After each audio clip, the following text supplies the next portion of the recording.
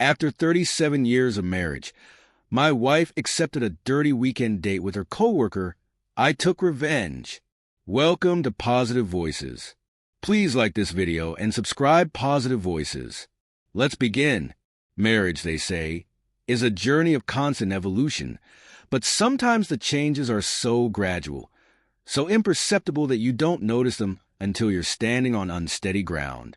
For 37 years, Oliver and I had built a life together, a partnership of love and routine. To the outside world, we were a perfect match. Oliver was the charismatic leader, the man who commanded attention with ease. Even at 57, his energy drew admiration, his presence filling every room he entered.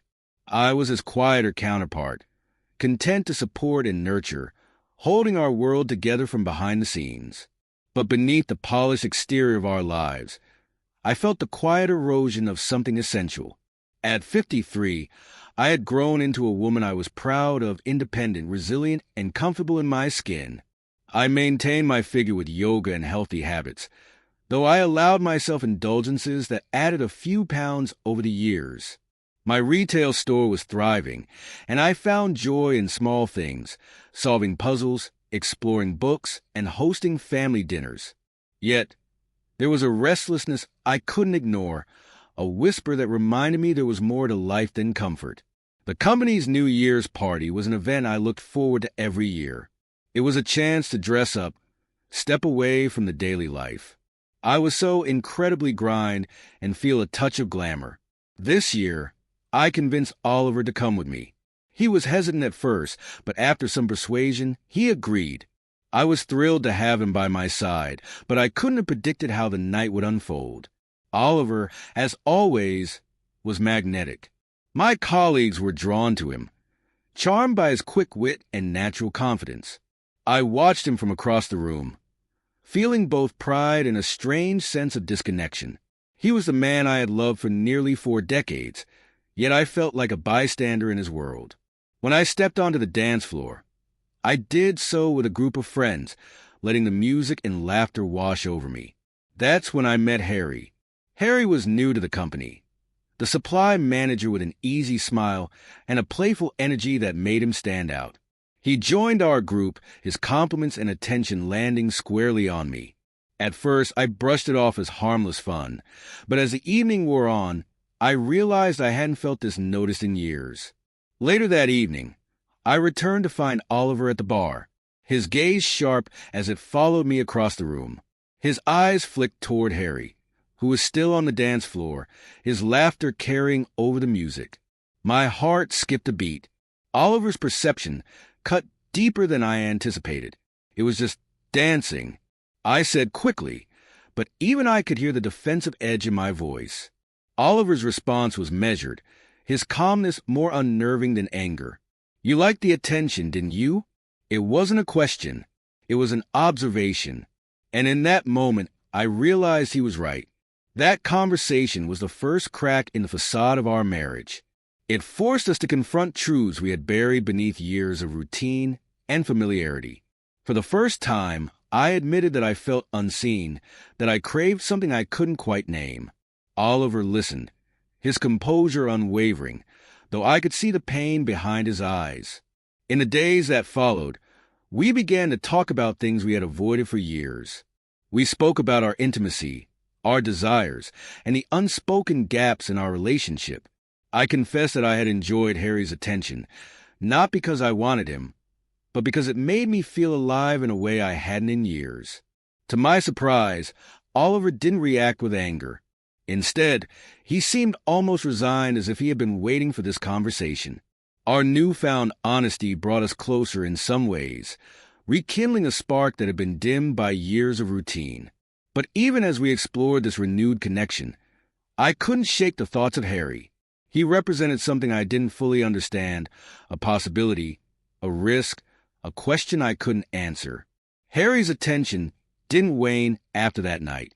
At work, he sought me out, his compliments growing bolder, his jokes laced with subtext.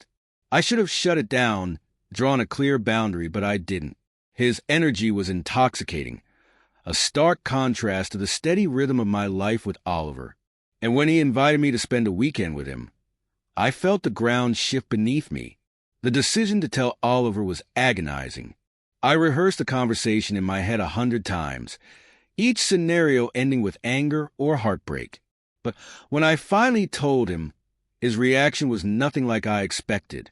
He listened in silence, his expression unreadable. "If this is what you need to figure things out," he said finally, his voice steady but heavy with emotion, "then go." His words stunned me. I wanted him to fight for me, to pull me back from the edge. Instead, he gave me permission, and it felt like the ground was falling away beneath my feet. The weekend arrived far too quickly, and I spent the morning packing in silence. Each item I placed into the suitcase felt like a betrayal, its weight pressing down on my chest. Oliver sat at the kitchen table, sipping his coffee, his face unreadable. The quiet between us was deafening. "I'll call to check in," I said, trying to mask the tremor in my voice. "I won't be gone long." He nodded, his gaze fixed on the mug in his hands. "Take care," was all he said, the word striking me as both genuine and distant. The man who had been my partner for nearly 4 decades seemed further away than ever, his calm acceptance cutting deeper than anger ever could. The drive to the hotel was a blur, my thoughts a chaotic storm of doubt and anticipation. Harry greeted me at the entrance, his confidence radiating as he helped me with my bags. "You look incredible," he said, his eyes lingering on me in a way that sent a shiver down my spine. For a fleeting moment, I felt the allure of his attention, the thrill of stepping into something forbidden. But beneath the surface, guilt coiled like a serpent, tightening its grip with each passing moment. The weekend began with a lightness that felt surreal. Harry's laughter filled the spaces where my unease lingered, his compliments momentarily silencing the doubts that knotted me.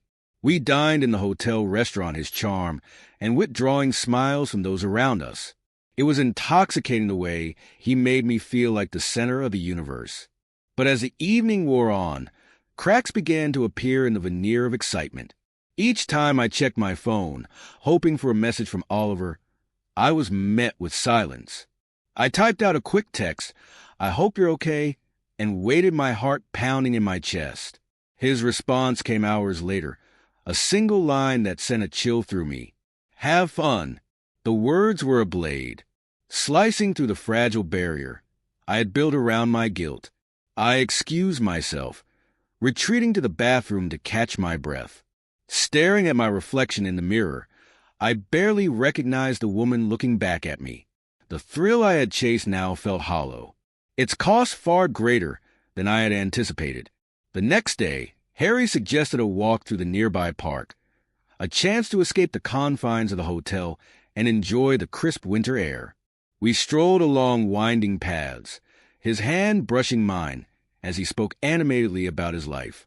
His stories were captivating, his energy infectious, but I found myself unable to fully engage.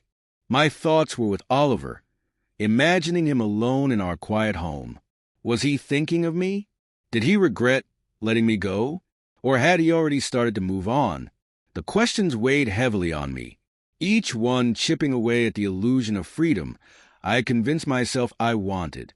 When we returned to the hotel, Harry pulled me close, his kiss filled with a passion that should have thrilled me. Instead, it left me cold. The connection I had romanticized in my mind felt shallow in the harsh light of reality. I realized then that I was chasing something that didn't exist, a fleeting spark that could never replace the depth of what I had with Oliver. That evening, as Harry and I sat on the balcony overlooking the city, I decided to call Oliver.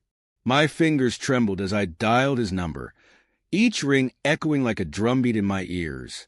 When he finally answered, his voice was calm, almost attached. "What do you want, Margaret?" "I just wanted to hear your voice," I said, my words faltering under the weight of his silence. "I miss you." There was a long pause before he responded. "Do you like puzzles?" He asked, his tone cryptic. Confused, I frowned. "What?" Checked the first words of my messages. He said, then hung up before I could reply. Heart pounding. I scrolled through our recent texts, piecing together the puzzle he had left for me. The words formed a chilling sentence. Have fun. Forget us. Divorce. The realization hit me like a thunderclap, leaving me breathless. Panic set in as I tried calling him again, but he didn't answer. The ground beneath me seemed to give way, the consequences of my choices crashing down with brutal clarity. I couldn't stay. I packed my bags in a frenzy, my movements frantic and uncoordinated. Harry watched alarmed, but I couldn't bring myself to explain. I need to go home, I said, my voice trembling with urgency. What's going on? He asked, his concern genuine. Just take me back, I pleaded, shoving my suitcase into his hands. The drive home was a blur of desperation. My attempts to reach Oliver were met with voicemail. His silence had deafening confirmation of what I had done. When we pulled up to the house, my heart sank at the sight of the for sale sign staked in the yard. The home we had built together, the life we had shared, was already slipping away. Inside, I found the divorce papers waiting on the kitchen table, Oliver's signature neatly scrawled at the bottom. His wedding ring lay beside them, a symbol of everything I had lost. The weight of my decisions crushed me, leaving me sobbing on the cold, empty floor. The house felt cavernous in Oliver's absence. Every creak of the floorboards, every flicker of light reminded me of what I had lost. His belongings were gone. His favorite armchair, his meticulously organized bookshelf, even the little notes he used to leave on the fridge. The spaces they once occupied were hollow, echoing the emptiness inside me. I spent days trying to reach him, leaving messages that went unanswered. My desperation grew with each passing hour, but I couldn't shake the memory of his parting words. Forget us. Divorce. The finality of a claw at my chest. Yet I couldn't give up. I sent him one last message. Please, just let me explain. I love you. The reply came hours later. A single sentence that sent me spiraling. There's nothing left to explain. It wasn't long before the fallout began.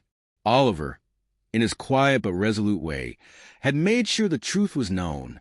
He forwarded the messages I had sent to Harry to people I never imagined. His wife, my siblings, and worst of all, our children. The consequences rippled outward like a stone dropped in still water, shattering the fragile relationships I had taken for granted. Harry called me in a panic.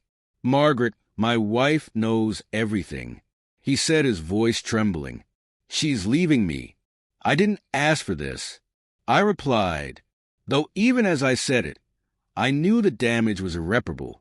You didn't stop it either, he spat before hanging up. But the deepest wound came from my children. Robert and Mary, once so warm and loving, now spoke to me with a coldness I couldn't reconcile. We don't understand how you could do this, Mary said, her voice trembling with disappointment. Dad deserved better. I know, I whispered, but my words carried no weight. The trust we had built over a lifetime was crumbling, and I was powerless to stop it. One day, an envelope arrived in the mail. My hand shook as I opened it, revealing Oliver's wedding ring nestled inside. A simple note accompanied it. You were my everything, but I can't be yours anymore. I clutched the ring to my chest, the weight of his words suffocating. This wasn't just the end of a marriage. It was the loss of a man who had been my anchor, my partner, my safe place. I cried until I was empty, the house around me feeling less like a home and more like a prison. Later that week, a photo came through on my phone. It was Oliver, standing on a pristine beach, the sun setting behind him. Beside him was a woman, her hand lightly touching his shoulder. The caption read, "Living my dream now." The pain didn't fade, but I learned to carry it, to coexist with the emptiness. I threw myself into work, finding solace in the familiar rhythm of my store. Books and puzzles became my refuge, their intricate patterns offering a distraction from the chaos in my mind. Robert and Mary remained distant, Their trust fractured but not entirely broken. They called occasionally, their voices tinged with hesitance. I clung to those moments, hoping they might one day see past my mistakes and remember the mother who had loved them fiercely. As for Oliver, he stayed true to his word. He didn't come back, and I knew he never would. But I took small comfort in knowing he was happy, even if that happiness didn't include me. Months later, I stood in the doorway of what used to be our home, watching as strangers walked through it, imagining their lives taking root where ours had ended. The house had sold quickly, and soon it would no longer be mine. I let out a shaky breath, the weight of the moment pressing down on me. But as I stepped outside and closed the door behind me for the final time, I felt a sliver of hope. This wasn't the life I had envisioned, but it was still mine to rebuild. The road ahead would be long and filled with challenges, but I was ready to face it. For the first time in a long while, I felt the stirrings of something I thought I had lost: resilience.